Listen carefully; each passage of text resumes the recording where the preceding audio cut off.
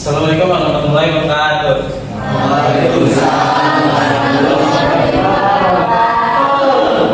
Kami dari kelompok 3 akan mempresentasikan tentang halogen dan gas mulia. Sebelumnya perkenalkan nama saya Dr. Ramadan. Saya Rahmat dulu. Saya Yusuf Noel. Saya Natasha Data. Saya Indonesia. Saya Oke, pertama-tama kita akan membahas unsur halogen terlebih dahulu di golongan kita. Apa itu halogen? Halogen sendiri berasal dari bahasa Yunani.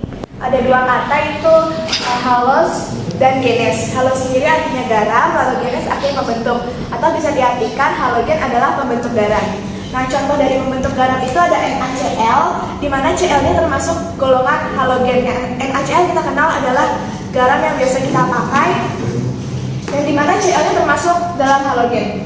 Nah, halogen sendiri itu memiliki sifat reaktif sehingga tidak bisa ditemukan di alam bebas dalam berupa unsur, melainkan dia bisa ditemukannya dalam berupa senyawa. Nah, untuk letaknya sendiri, halogen dalam tabel periodik terdapat di golongan 7A. Di golongan 7A itu terdapat fluorin, klorin, bromin, iodin, astatin, dan tenesin. Namun yang termasuk halogen hanya ada 4, yakni fluorin, klorin, bromin, dan iodin. Alasannya sendiri, astatin dan tenesin tidak masuk ke dalam golongan halogen karena mereka bersifat radioaktif, berumur pendek, sehingga jarang ditemukan dan sifat-sifatnya belum diketahui dalam unsur halogen. Selanjutnya, selanjutnya ada sifat fisika dari unsur halogen sendiri. Halogen tadi ada 4. Dan di dalam sifat fisikanya, yang pertama itu ada nomor atomnya. Fluorin sendiri bernomor atom 9, klorin 17, brominnya 35, dan iodinnya bernomor atom 53. Untuk konfigurasi elektronnya, di sini ada 2, ada menurut Bohr dan mekanika kuantum. Kalau untuk menurut Bohr, kalau fluorin itu konfigurasi elektronnya ada 2 dan 7, kalau klorin itu 2, 8, dan 7. Selanjutnya bromin itu 2, 8, 18, dan 7, dan iodin 2, 8, 18, 18, 7. Sedangkan untuk konfigurasi mekanika kuantumnya, di fluorin ada 2s5 dan 2s2 dan 2p5, lalu di klorin ada 3s2 dan 3p5, di bromin ada 4s2 dan 4p5, dan di iodin ada 5s2 dan 5p5. Nah, untuk wujudnya sendiri dalam suhu ruang, fluorin itu berwujud gas, klorin juga berwujud gas, sedangkan bromin berwujud cair, dan iodin berwujud padat. Dan terakhir warnanya, kalau di fluorin itu berwarna kuning muda, kalau di klorin kuning kehijauan, kalau di bromin itu merah kecoklatan, dan iodin berwarna hitam atau ungu. Dan di hitam itu saat berwujud padat, sedangkan ungu saat berwujud gas. Untuk penjelasannya sendiri, semua halogen itu mempunyai konfigurasi elektron ns2p5 pada bagian kulit terluarnya. Akibatnya unsur halogen ini bersifat reaktif atau tidak stabil. Namun, dia masih bisa menangkap satu elektron agar membuat unsur tersebut stabil.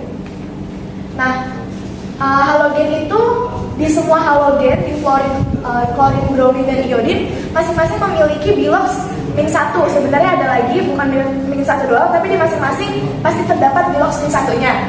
Lalu untuk halogen juga memiliki sifat bila semakin kecil nomor atomnya, maka ia akan mudah menerima elektron. Sedang berarti kalau yang paling mudah menerima elektron adalah fluorin, karena fluorin memiliki nomor atom paling kecil yaitu 9.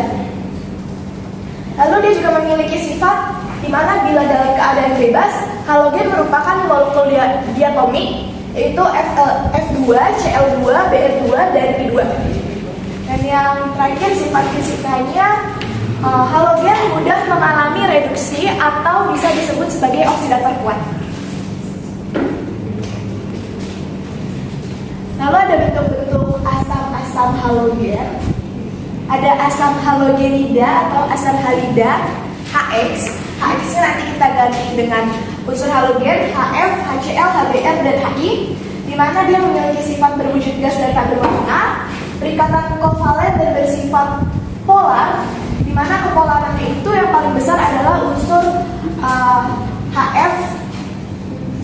paling kecil adalah Hi. Lalu di dalam bentuk asam halogen 3 ini dia memiliki bentuk larutan yang bersifat elektrolit. Lalu titik didihnya yang paling kecil itu HCl, diikuti HBr, Hi dan HF.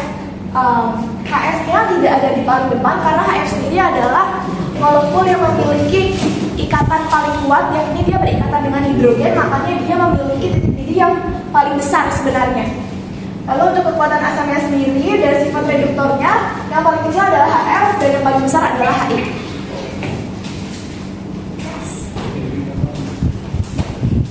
Lalu asam halogen yang kedua ada asam oksihalogen. Jadi unsur-unsur halogen itu selain fluorin, dia dapat membentuk asam-asam yang mengandung oksigen atau asam oksihalogen dengan bilangan oksidasi +1, +3, +5, dan +7.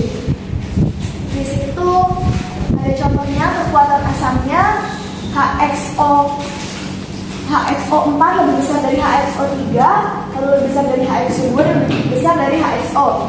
Untuk kekuatan oksidatornya ada XO- lebih besar dari XO2-, XO lebih besar lagi dari XO3- dan XO4-. Yang terakhir ada sifat kimianya. Dalam halogen sendiri sifat kimianya dia tadi sudah disebutkan bahwa masing-masing unsur halogen memiliki bilox -1. Di sini ada penjelasannya bahwa fluorin itu ada -1 dan 0. Kalau fluorin ada -1, 0, +1, +3, +5, dan +7. Kalau bromin ada -1, 0, +1, +5, dan +7. Sedangkan iodin -1, 0, +1, +5, dan +7. Dimana sifat kimianya dia sangat reaktif sehingga mudah ditemukan di alam dalam keadaan bersenyawa, bukan dalam keadaan unsur bebas. Lalu dia juga memiliki urutan kereaktifan dan urutan sifat oksidator, di mana F2 akan menjadi urutan yang paling besar dibanding I2, dan bilangan oksidasinya sendiri dia memiliki bilox mulai dari -1 sampai dengan +7.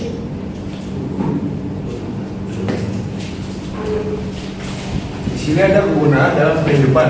Yang pertama ada klorin. Klorin senyawa yang didapat dari elektrolisis larutan NaCl. Senyawa ini ditemukan di air laut dan garam batu yang dapat digunakan sebagai mensterilkan air minum, sebagai pemutih atau kaporit, kalsium hipoklorit Ca, CL2, mencairkan es di salju, kalsium klorida, CaCl2.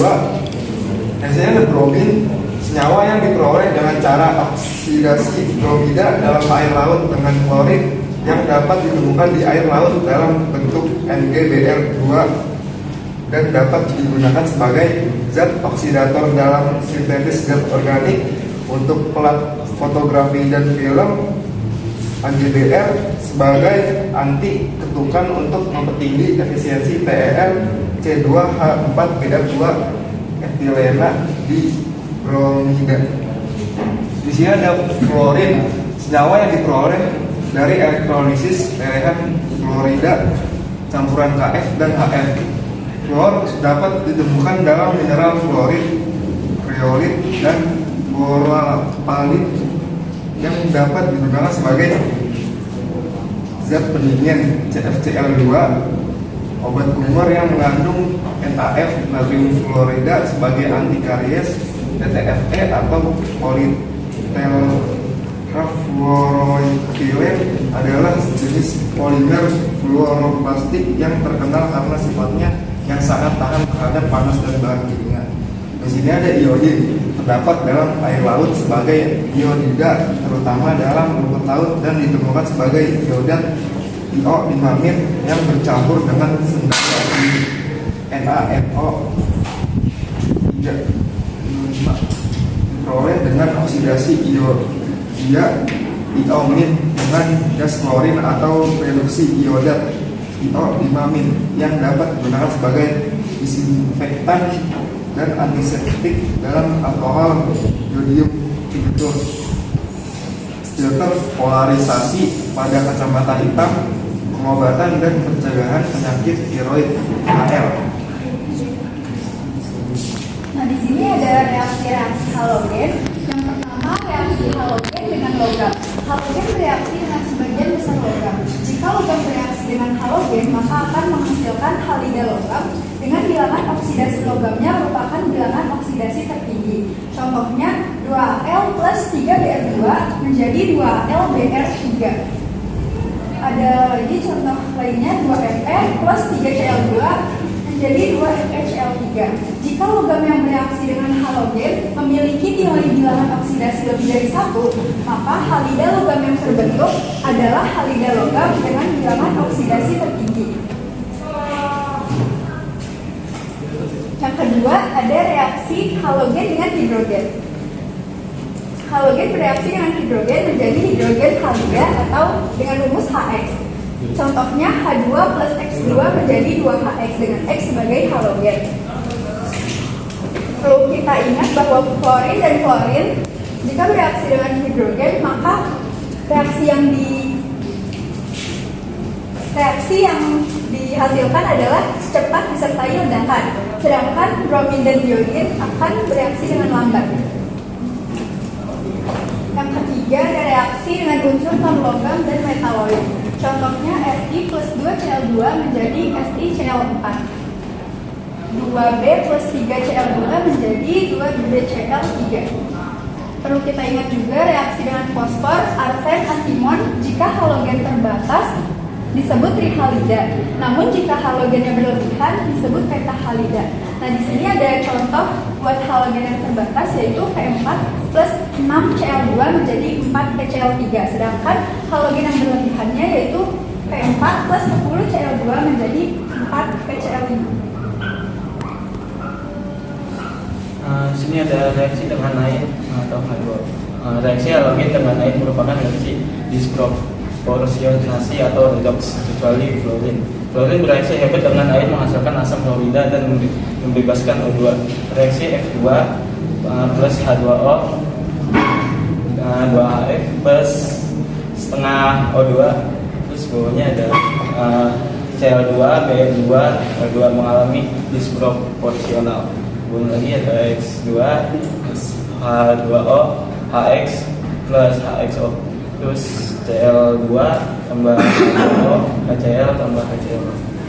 Iodin superlarut dalam air.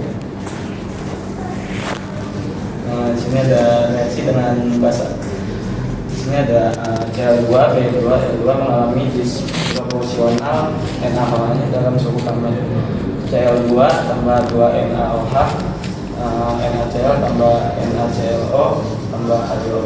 NaOH dipanaskan, terus Cl2 tambah 6NaOH, 5NaCl tambah NaClO3 tambah 3H2O. Sini ada reaksi antar halogen. Ini ada X2 tambah Ne2, terus 2XCN, bawahnya lagi L2 tambah 7F2, 2LF7. Oke, selanjutnya ada kimia unsur gas mulia. Apa itu gas mulia? Gas mulia adalah golongan unsur yang sangat stabil yang sukar bereaksi. Semua unsur gas mulia bersifat non-logam yang memiliki titik didih 0 derajat Celcius sehingga memiliki wujud gas monoatomik. Nah, gas monoatomik ini adalah gas tunggal yang tidak berikatan dengan senyawa lainnya. Disebut gas mulia karena cenderung bersifat tidak reaktif atau inert. Nah, di mana letaknya? Letak gas mulia terdapat pada tabel periode di unsur golongan 8A, di mana terdiri dari helium, neon, argon, krypton, xenon, dan radon. Oganeson tidak termasuk dalam gas mulia dikarenakan akan menjadi logam berwujud padat yang reaktif, tidak seperti gas mulia lainnya. Hal ini dikarenakan adanya efek relativitas dan energi ionisasi tertinggi dimiliki oleh gas mulia dalam periodik yang sama.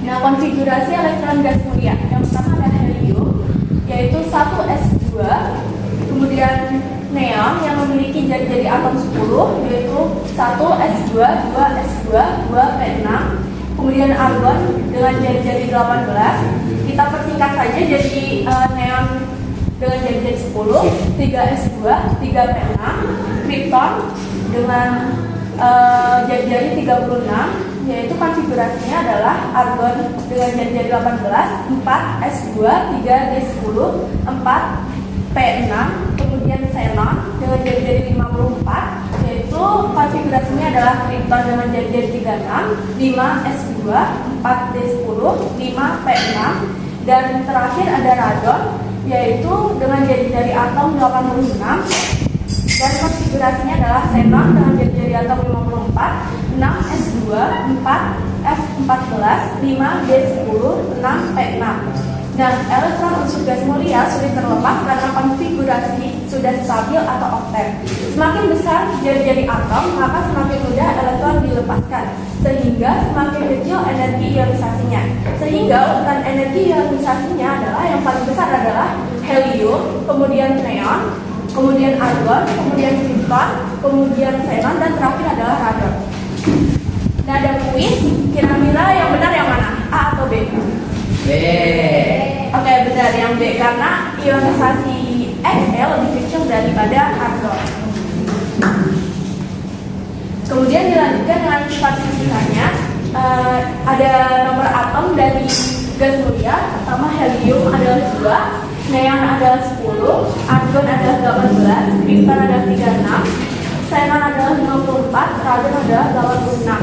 Kemudian ada massa atomnya dalam satuan gram per mol, yaitu helium 4,003, neon dengan 20,18, argon 39,95, kripton 83,80, xenon 131,3, radon 222. Kemudian titik lelehnya dalam derajat Celcius. Helium tidak mempunyai titik leleh. Kemudian neon minus 249 derajat Celcius, argon minus 189 derajat Celcius, kripton minus 157 derajat Celcius, xenon minus 112 derajat Celcius, radon minus 71. Kemudian titik didihnya dalam derajat Celcius juga. Helium memiliki titik didih minus 269 derajat Celcius, neon minus 246 derajat Celcius, argon minus 186 derajat Celcius, kripton minus 153 derajat Celcius, xenon minus 108 derajat Celcius, radon minus 62 derajat Celcius. Dengan energi ionisasinya dalam satuan Kj per mol, yaitu helium memiliki 2372,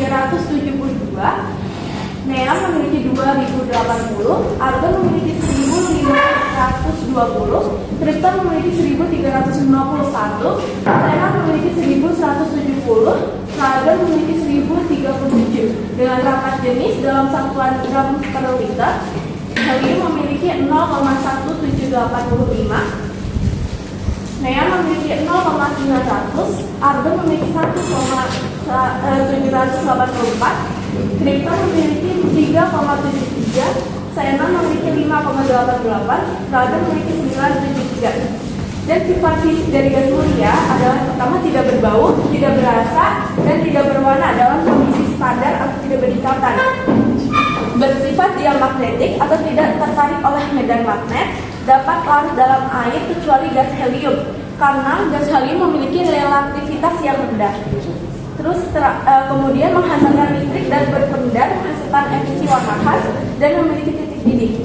Ketika dialiri listrik, warna emisi khas unsur gas mulia yang pertama helium adalah pink kemerahan, neon merah orange, argon biru keunguan, kripton kuning keputihan, xenon biru lavender. Nah, titik didihnya dalam satu golongan dari atas ke bawah, didihnya semakin tinggi karena semakin tinggi massa molekul, semakin kuat gaya antar molekul atau gaya Lambda.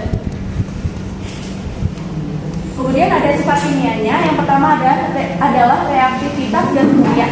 Dalam satu golongan dari atas ke bawah, reaktivitas gas mulia semakin besar karena jari-jari atomnya semakin besar. Kemudian reaksi unsur gas mulia bersifat tidak reaktif. Namun beberapa unsur dapat bereaksi. Kondisi gas mulia dapat bereaksi ketika suhu dan tekanan tinggi, kemudian bantuan listrik.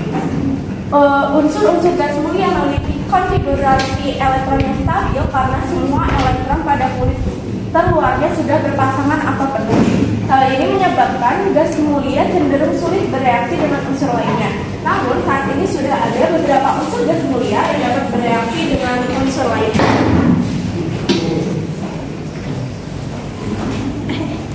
Jadi ada reaksi gas mulia yang pertama itu ada kriton.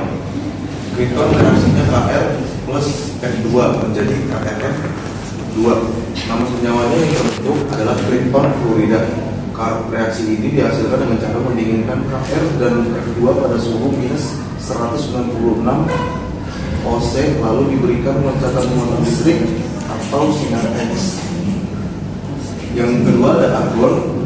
Argon reaksinya Ar plus Hf menjadi HaRF. Nama senyawa yang terbentuk adalah argon hidrofluorida. Senyawa ini dihasilkan oleh fotolisis dan matriks Ar padat dan stabil pada suhu rendah. Yang ketiga ada xenon. Reaksinya ada Xe plus F2 menjadi XeF2. Xe plus 2F2 menjadi XeF4. Xe plus 3F2 menjadi XeF6. Reaksi ini menghasilkan senyawa xenon fluorida. Xe2F2 dan XeF4 dapat dihasilkan dengan memanaskan Xe dan F2 pada tekanan 6 atm. Jika jumlah reaksi F2 lebih banyak, maka diperoleh XeF6. Yang keempat, radon. Dengan rumus Rn plus 2 menjadi RnF, membentuk radon fluorida dan bereaksi spontan. Yang kelima, Ini ada penggunaan dalam kehidupan gas mulia. Pertama ada helium. Helium sebagai pengisi balon udara, campuran gas oksigen pada tabung penyelam, pendingin dan ketiga pendingin nuklir. Dan di sini ada neon. Neon digunakan sebagai gas pengisi lampu dan penangkal petir. Di sini ada argon, gas pengisi lampu pijar atau lampu bohlam dan bahan pengawet produk dalam kemasan. Di sini ada kriton, lampu kilat atau flashlight pada kamera, padon piston dan neon untuk lampu berenergi tinggi. Di sini ada xenon, bahan obat bios operasi dengan cara dihirup, dan lampu bakterisida yang dapat membasmi bakteri. Dan terakhir ada radon. Radon yaitu radioterapi untuk kanker dan sistem deteksi gempa bumi. Kemudian presentasi kami, jika ada yang ingin bertanya silakan.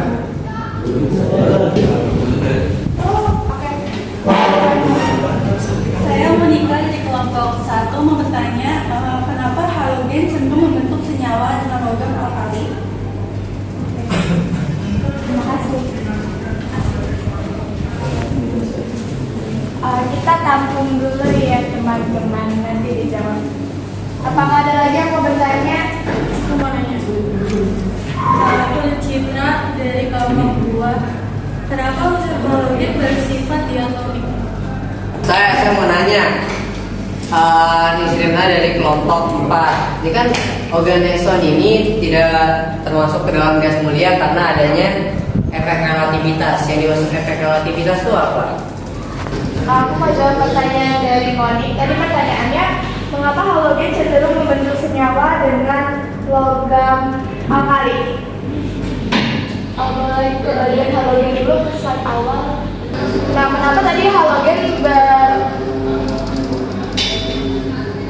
cenderung membentuk senyawa dengan logam alkali? Alasannya sendiri kan logam alkali itu dia kehilangan elektron untuk memperoleh valensi plus 1. Sedangkan unsur halogen sendiri dia itu memperoleh elektron untuk memperoleh valensi negatif 1.